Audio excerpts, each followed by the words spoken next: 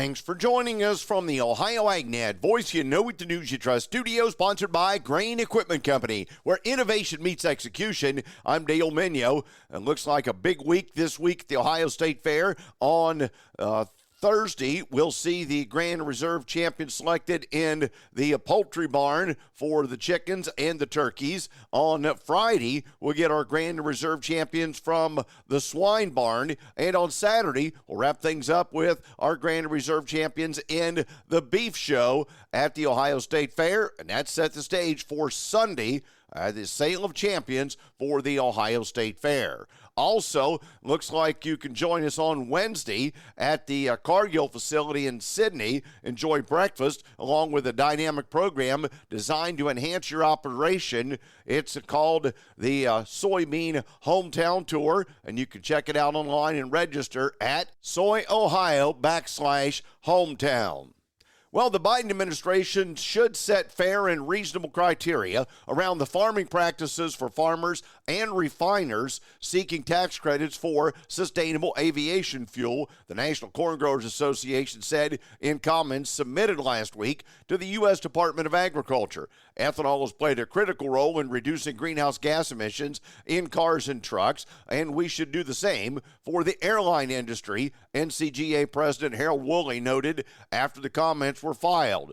But we need a level playing field that allows farmers to meet emission requirements using environmentally smart practices that will work on their farms. The issue stems from tax credits allocated under the Inflation Reduction Act for sustainable aviation fuels that would allow farmers to participate in this emerging market.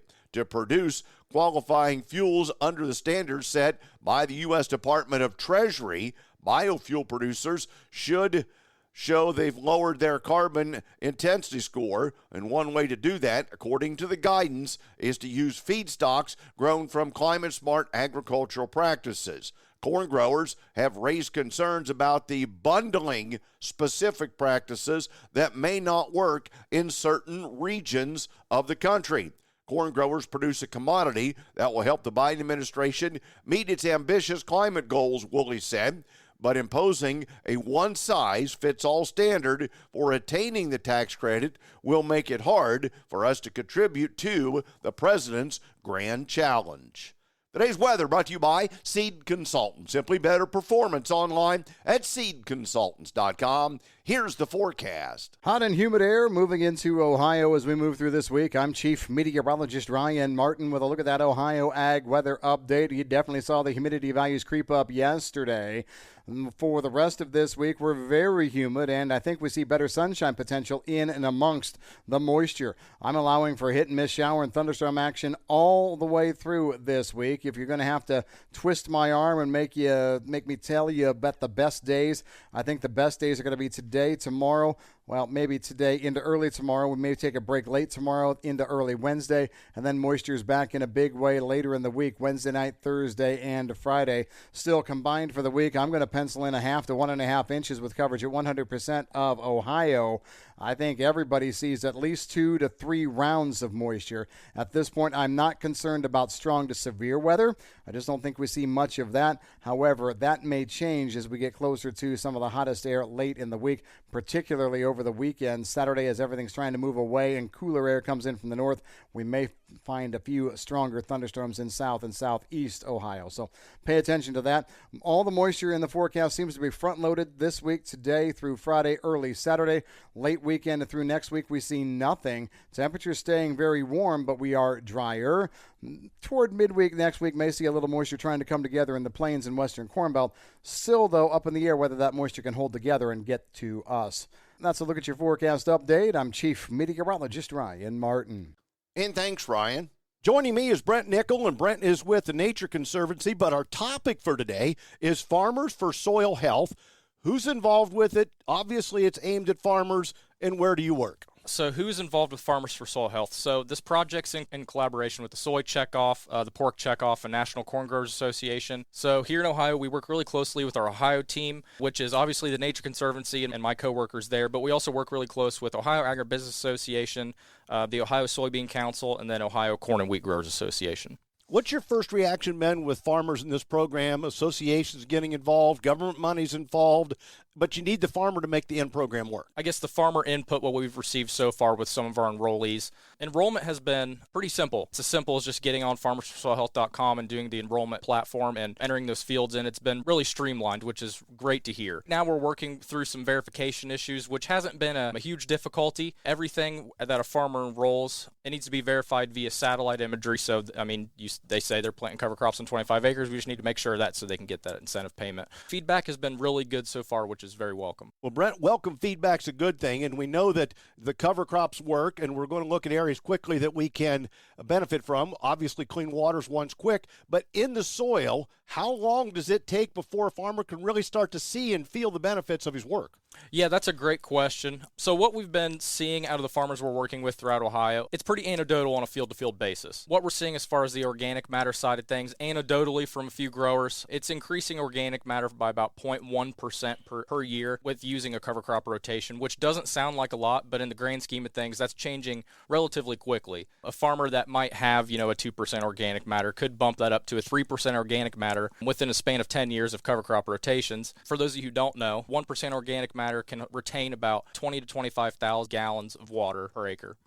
So in the big picture, that's a real benefit. Most people probably are surprised you can even benefit that much on that quick of a turnaround. So if people want more information, again, where do we go? Go to farmersforsoilhealth.com. Just type that into the Google search bar, and it should be that very first link that pops up. If you click on that link, there will be an About Us page. There's an enrollment platform page there as well as some contact information at the bottom. Brent, thanks for the update. Over the weekend at the Ohio State Fair was the Commercial Cattle Show. Matt Reese files this report. I'm talking with Sam Roberts with United Producers about the Commercial Cattle Show that took place here at the Ohio State Fair, and we just got that wrapped up. Sam, why is that a fit for United Producers, but also a good fit here at the Ohio State Fair? It's a good fit for United Producers because we're working with really the commercial cattle producers of the state of Ohio. It's not these cattle aren't show cattle. They're actually feedlot commercial cattle that come out of feedlots from Ohio. So trying to support the Ohio cattle business and Ohio feeding of cattle. And I think it's important to the area because we want to support those people. We want to keep our meat supply local. We want a high-quality meat, and these guys are bringing some of the best cattle in the state of Ohio up here to exhibit. I was watching some of the show. You can tell these aren't necessarily groomed show cattle that have been growing hair and worked with all season, but this really touches base with a really important component of the industry, right? For sure. I mean, a way bigger component than one that's on the halter, to be perfectly honest about it. My kids showed cattle too and enjoy that aspect of it too, but this is really, what goes on your kitchen plate when you sit down to dinner for a great steak. The 99% of the cattle are in a feedlot, not in a cool room growing hair. So, and again, nothing against that part of the world, but this is really true commercial production agriculture. And one thing about the Ohio State Fair that's really nice is it's where agriculture comes together with consumers, and the people that the general public are here and can come in contact with some of these cattle and some of these cattle producers. Is that another important aspect to this as well? For sure, and we've worked with the State Fair to get a good position down there under the viaducts where the cattle are visible to the people, and it's a cool environment for the cattle, and I mean cool as in climate friendly. Always a good breeze down there, but it's really nice for people that don't see cattle every day to walk down there and see them in their, not in their real environment, but more realistic, that, again, not haltered, not groomed. And it's a good time. There's a lot of questions asked, and, good questions about people want to know where their food comes from. And that interaction with a farmer is great. And honestly, all the producers are looking for that. They tend to be a little quiet, but once you get them talking, it's hard to stop them. Well, and I'm sure they have lots of good information. Just like Sam Roberts, he's with United Producers. Thanks for your time today. And thanks, Matt. Back with more after this. Hey, Ohio! Don't miss the Ohio State Fair July 24th through August 4th. With fair favorites like the butter cow sculpture, livestock animals, Endless shopping, delicious fair food, free live music, thrilling rides and games, competitions, and so much more. Enjoy all that the Ohio State Fair has to offer now through Sunday, August 4th. Tickets on sale at the gate or at ohiostatefair.com. Did you know soybeans' #1 customer is animal agriculture? That includes Ohio's beef farms. Research from the Soy Checkoff found that U.S. beef operations use over 1.3 million tons of soybean meal every year. That's the meal from about 55 million bushels of U.S. soybeans. Essential protein, energy, and amino acids. High-quality feed for heart-healthy beef.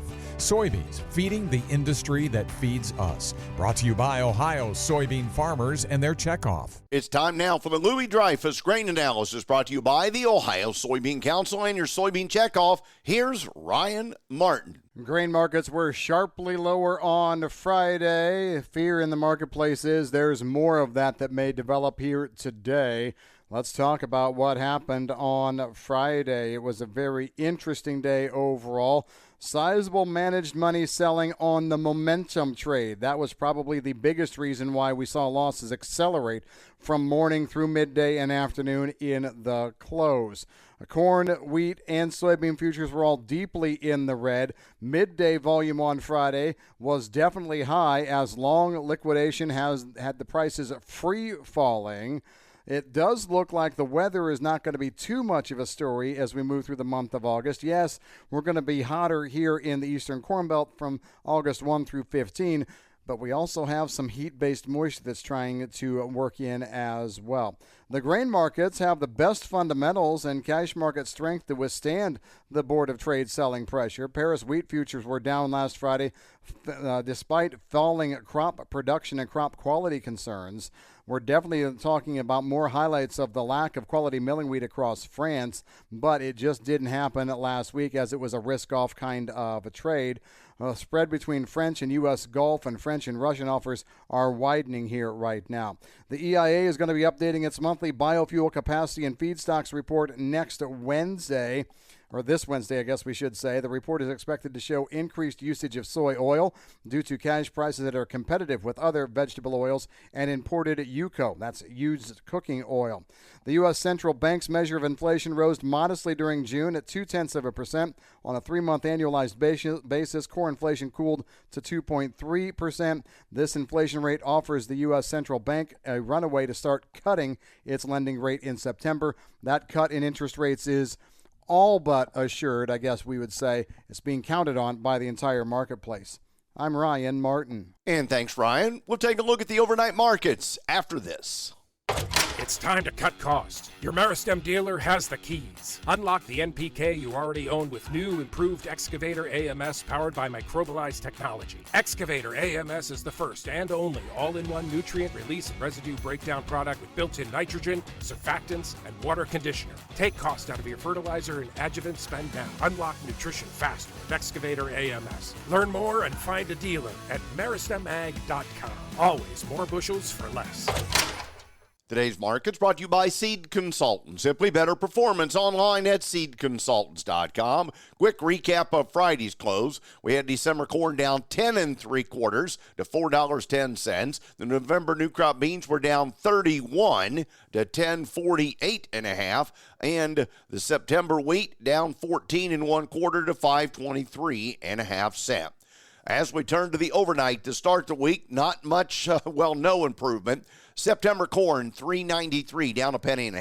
December down 1 3/4. Trading $4.08 1/4, and next March is $4.23, down 1.5 pennies. Soybeans, if you're not sitting down and laying down, maybe you should. August soybeans down 21 1/4 cents, now at $10.56 1/4. November down 13 at $10.35.5, and next January we're at $10.51.5, down 12.5 cents. September wheat, $5.18, down 5.5. July new crop, $5.81, down 5 3/4. Carry that new crop into September, and you're at $5.91 1/4 cents, down 6 1/4. On Friday, August cattle closed down 32 at $188.57. October down a nickel at $188.55. And our first plus, December closed up 40 cents at $189.30. The August lean hogs were down 30 cents at $93.47. October up 40 cents at 78.20, and December up 37 at $70.32. The September feeder cattle were up $1.70 at $259.60. October feeder cattle up $1.22 at $258.30. August Class 3 milk $20.28, down 8 cents this morning. Thanks for joining us. This is the Ohio AgNet.